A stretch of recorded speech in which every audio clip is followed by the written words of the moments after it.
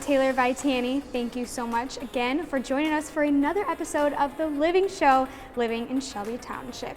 I'm back again with Pam Marshall. Pam, how are you? I'm doing well. How are you, Taylor? Good. It's so great to see you again. Yeah, you too. So we are in a little different setting today than we were last time we saw you. Yep. We are at the Snack and Shop. Now tell us a little bit about the Snack and Shop. Sure. Well, we first tried to do this event back in 2019 and went over pretty well, but we did it on a Friday. We decided to move it to a Sunday this year, and it's making a world of difference. We got a lot of people here. There's a lot of people. Lots of people. We got lots of vendors. There's 70 tables today, and a lot of people seem to be having a good time, and I see people leaving with things, so they're getting their Christmas shopping started. That's right. There's a lot of different types of things out there between, you know, it almost feels like a craft show, but also does feel like snacks. So what kind of snacks do we have out there? Well, we have, there's people with baked goods. We've got jams and jellies. There's people that do candy. I know, me too. It's my weakness.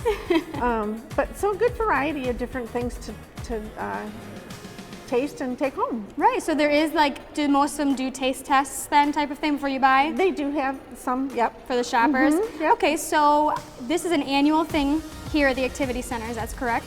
This is our second time. We had to skip last year, of course, but yeah, it'll probably be back next year. Okay, so how do people go about becoming a vendor here?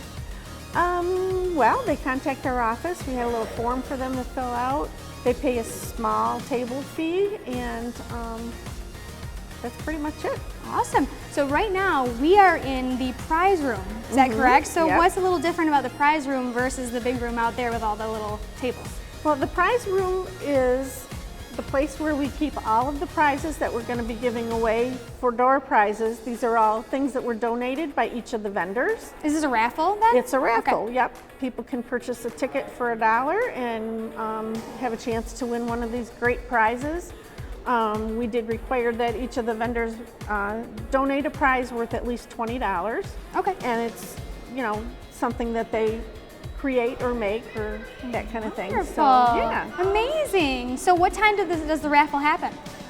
We're doing them about every 10 or 15 minutes or so throughout the day. So there's a lot of good things to give away, so we're going to just kind of keep going. And when does this event end? Is it just for today? It's just today. Just today. Yep, till okay. 4 o'clock. Well, this has been very cool. I think I'm going to take a walk around and see what they've got at the table. So thank you so much, Pam. Oh, you're welcome. Thanks for stopping by.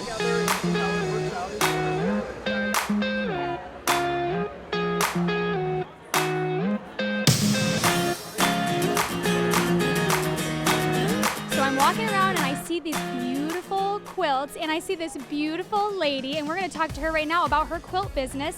This is Cindy Skelton. Cindy, how you doing today? I'm doing great, thank you. So tell us a little bit about your business here. Well, my business is called The Quilting Engineer, and I am an engineer by trade from back in the day, and I love to quilt. So what I've got here is items that I've made and items that I'm selling for people to make. So I do have an online Etsy shop, and I have a website, The Quilting Engineer, where I do sell fabric and notions and patterns. And I also do art fairs and shows where I bring things that I've made myself with embroidery and quilting. And I have a long arm quilting machine, so I do long arm quilting for other people as well. Wonderful. So like how long does something, I mean, I'm sure it's all different for each item, but how long does the longest thing take to make? Probably a complicated quilt would take about a month to do from scratch, and then quilting it and binding it will take approximately about a month. A happy little towel like this will take about 3 hours. To embroider it, that's all. And the machine does it all, so that's an easy thing. You know what though, all of this is so colorful and so fun. How did you even get started in this? Oh, well, I was a high school teacher back in the day, and when I retired from teaching, I love to sew and quilt. So I decided to combine my love of sewing and quilting and the long arming. I have to say my long arm quilting, it's a robotic machine. So with my engineering background, I taught robotics in high school. So that's when I decided to put all this together and see how it works out, and so far so good. Well, you are doing an amazing job. This stuff is amazing. It's so pretty. I just love it. There's something for everyone and everything, and that's what I love about it. Thank you so much, Cindy, for talking to us. Well, thank you. I appreciate this so much.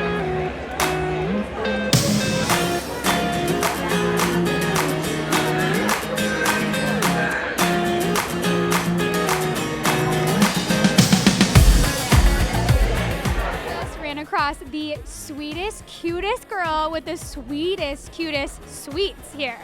Jacqueline, how are you today? I'm good. How are you doing? I am so good. I am so enthralled looking at all your sweet treats here. So tell me about your business. Well, my business is called Junie Pie's Baking Company. It's named after my grandmother. She was a really talented baker, so I hope I can live up to her.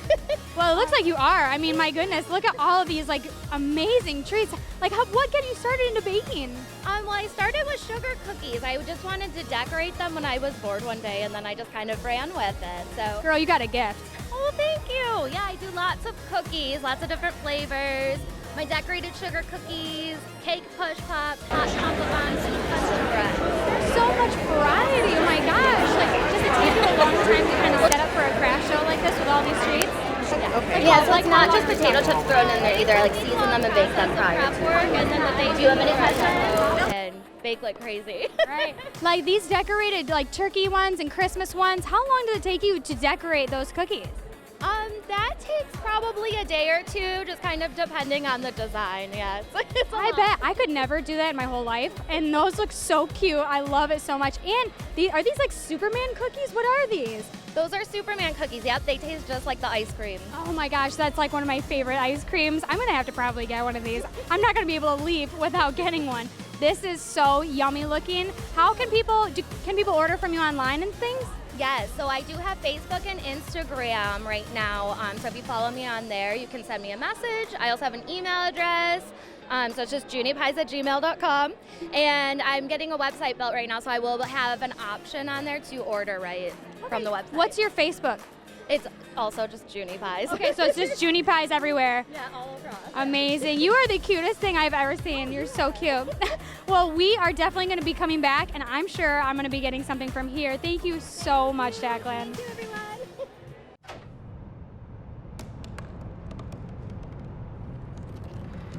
They said I couldn't dream. Called me a piece of trash and swore that's all I'd ever be.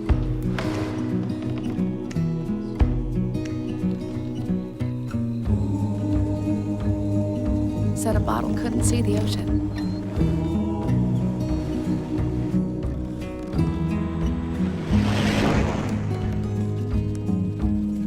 Give up. Go back to the dumpster. But I didn't listen. I made my way.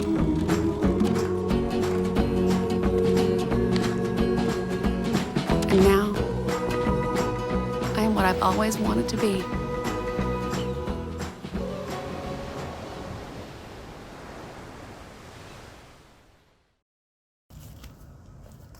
If you're hiking the trails within Riverbends Park, near the Burgess Shadbush Nature Center, you might see a flock of majestic birds. No, I'm not talking about swans or geese. I'm talking about turkeys. If you've stumbled upon a flock of turkeys, congratulations, they're awesome. You are probably seeing a large group of females that will often have one male turkey called a tom, and then he has his group of ladies that he protects and defends.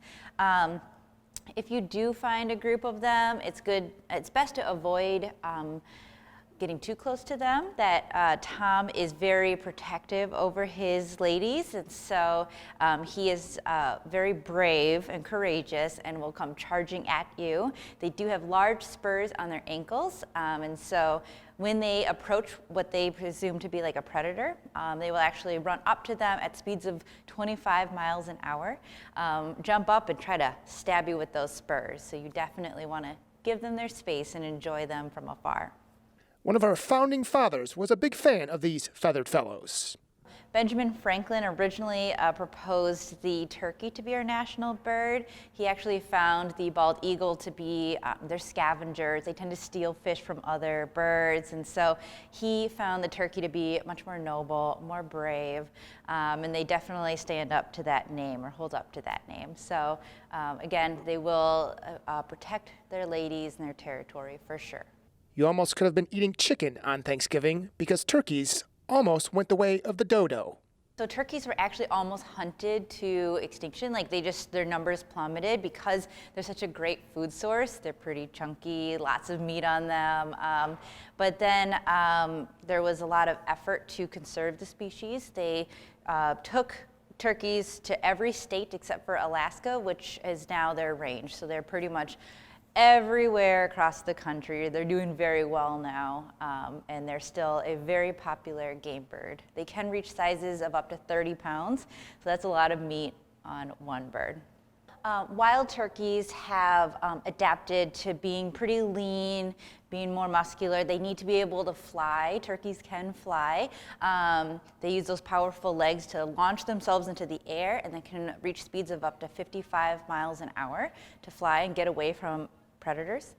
Domestic turkeys, humans, we don't really want our turkeys being able to get away from us, and so we've bred them to be very, very fat and delicious, and they tend to not live as long. So domestic turkeys can get very, very large, and they are really not able to fly anymore.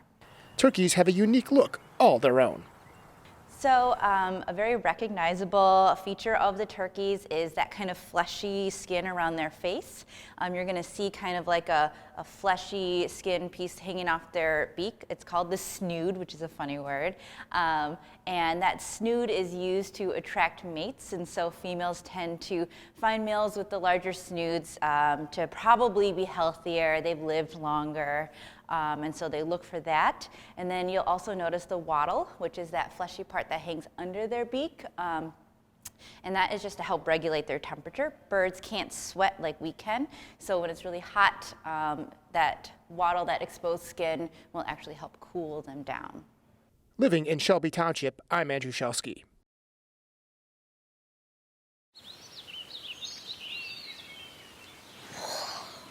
Oh, look, a redhead.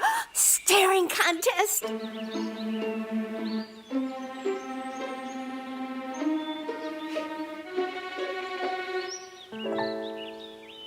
You still got it.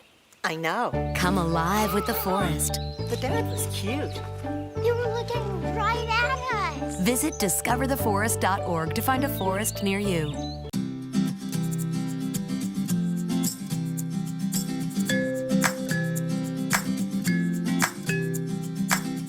We are a great group of women that love Shelby Township and our residents. Shelby Gardeners Club was established in 1974, and they started with great community fundraisers and stuff. And so this year, Shelby Gardeners have celebrated 50 years of dedication to Shelby Township. Oh, it's beautiful today. Our biggest project is definitely Heritage Gardens. And when we took over, it was a path down the gardens. We put in the gazebo, which hosts something like 400 weddings a year. We also, with the township, put the pavers. The garden club extended it. We made pavers to the fishing dock, and we have maintained the pots and the gardens since then. Shelby Gardeners have created all these gardens. It was all grass when we took over. So we are proud to do these gardens so that when the people make this beautiful walk, that it becomes enhancing to them of all the beauty.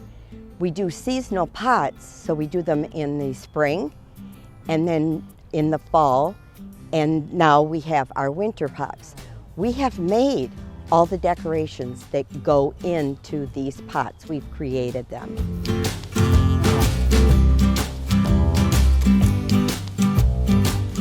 We are all dedicated women that love to do community activities, and we love gardening.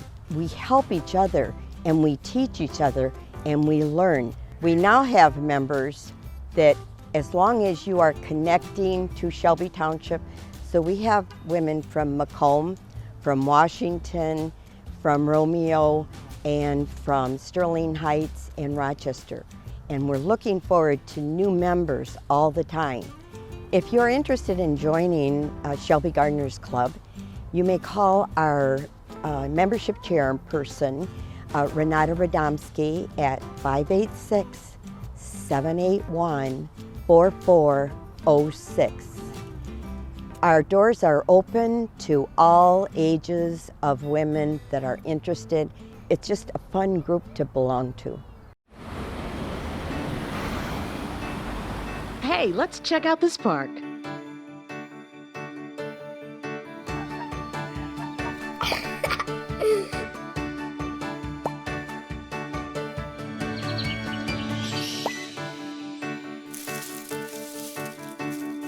Oh, wow, that's really cool. To find a great local park or forest near you, go to discovertheforest.org.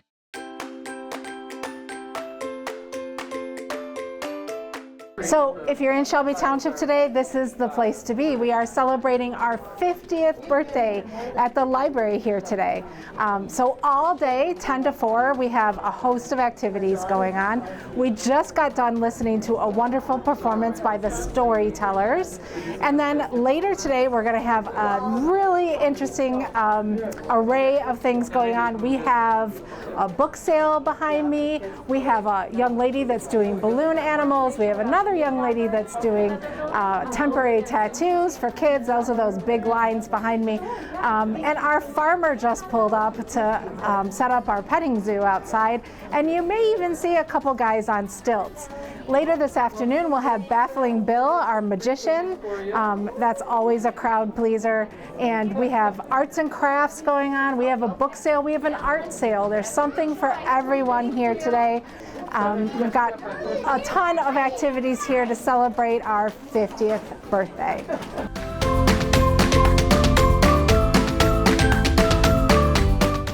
What I like to do is find stories from around the world and have musical instruments from around the world.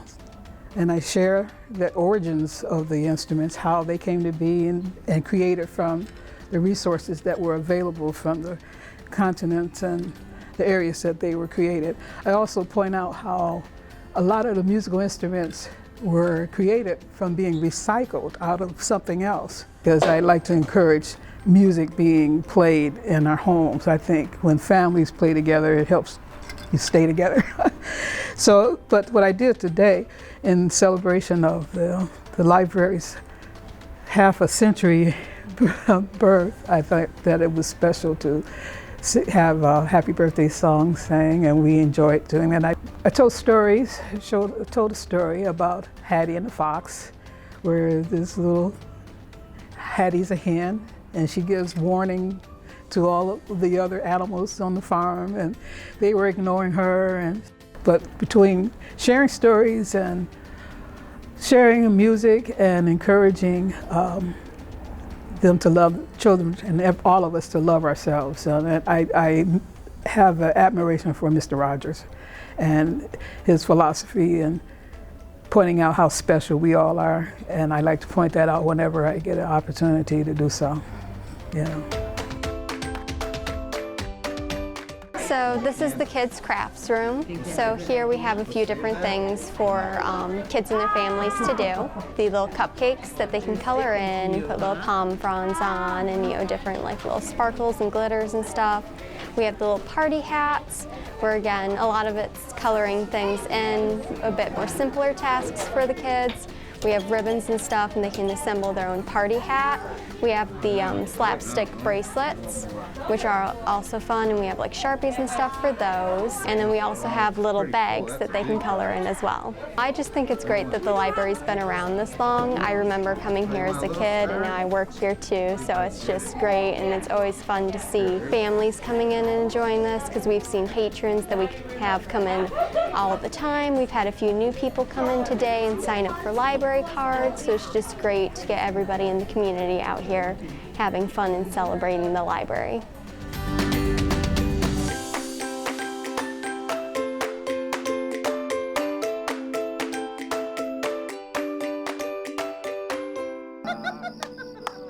Humans have been gathering around fires, sharing stories for centuries. It appears these hot ashes are about to be dumped, which could possibly start a wildfire. Oh my gosh, bear! Wait just a minute. Is that The Smoky Bear? He scared us. How will Smoky deal with such a hot situation? Precisely. The garden hose defense. Next, a thorough stir. Then another spray. And finally, the true test. Feeling if the ashes are cool. It looks like they are. Bravo. Wait, do you mind if we could just... Ah, yes. really quick? The selfie. A ritual practiced so frequently with this tribe. But not so much by Smoky Bear. Just 1 second. Smoky, wait. Only you can prevent wildfires. Lisa Lewinsky is the founder of Sister Pie Bakery and the author of Sister Pie, The Recipes and Stories of a Big-Hearted Bakery in Detroit. She visited the library this week to talk about her start of the bakery from its humble origins in her parents' kitchen to the standing building it is today, including conversation about the Sister Pie cookbook.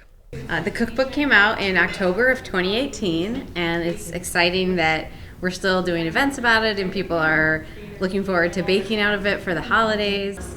And it was a new source of pride for everyone working at Sister Pie to have people call us and talk about the cookbook, to tell us about the recipes that they were making. And it also made the pie classes that much more interesting because you could now learn how to make a pie crust with us and then go home and choose from all of these different recipes. The recipes are most of them are from the bakery.